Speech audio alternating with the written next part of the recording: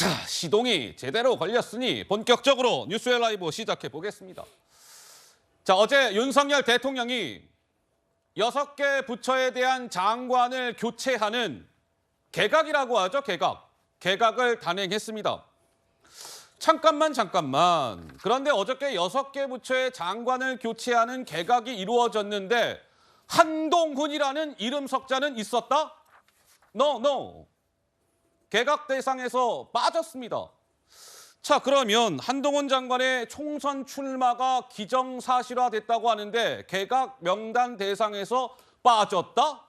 이것은 무엇을 의미하는 것일까요? 그 속뜻을 저희가 오늘 하나하나 풀어드리겠습니다. 먼저 한동훈 법무부 장관의 그동안의 목소리가 준비가 되어 있습니다. 들어보시죠. 여권에서는 장관님의 총선 요구가 조금 강한데 어떻게 생각하시나요? 의견은 많을 수 있습니다.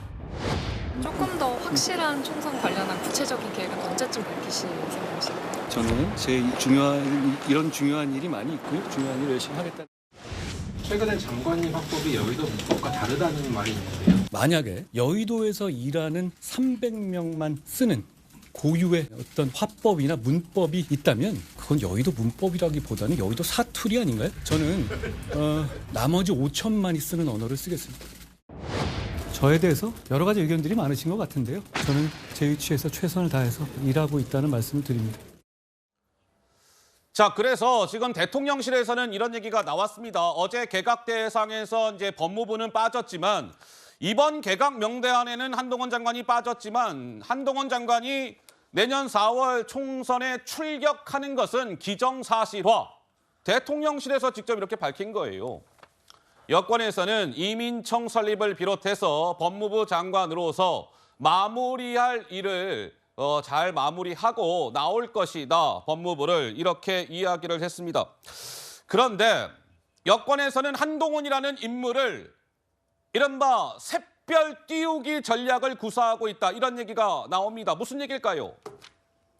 먼저 밑에 한번 봐주시죠. 여권 관계자, 샛별처럼 따로 한동훈을 도드라지게 띄우기 위한 전략적 고려가 아마 있을 거예요. 혼자만 주목받도록 스포트라이트를 준비하는 겁니다. 그러니까 이번에 개각 대상에서 한동훈 법무부 장관은 빠졌지만 연말 또는 연초에 이 법무부만 원포인트로 개각을 해서 한동훈이라는 인물을 도드라지게 샛별 띄우기 전략을 여권이 구사하고 있다. 이런 분석이 나오고 있는 것이죠. 조상규 변호사님은 어떻게 보십니까? 금상첨화, 일석이조라고 봅니다. 금상첨화, 일석이조. 왜요? 수사의 내실도 다지고 그리고 스타성도 살릴 수 있는 아주 좋은 방법이라고 보여집니다. 왜냐하면 이재명 지금 수사를 담당할 수 있는 최적임자가 한동훈 장관입니다. 12월에 수사 마무리를 해야죠. 지금 수원지검에 김혜경 법카 그리고 대북 송금 사건 있습니다. 마무리해야 됩니다. 그리고 두 번째, 원래 주인공은 마지막에 나옵니다. 주인공은 마지막에 등장하는 법이다. 예, 1월 11일 법정 시한 직전까지 법무부 장관으로서의 역임을 다 하시고 그리고 나서 나오시는 게 스타성도 살리는 아주 좋은 방법이다. 그리고 저는 한동훈 장관께서 3단계 진화를 하셨는데 키워드별로 말씀을 드려보면 젊고 똑똑하다. 검사로서 성공을 했죠.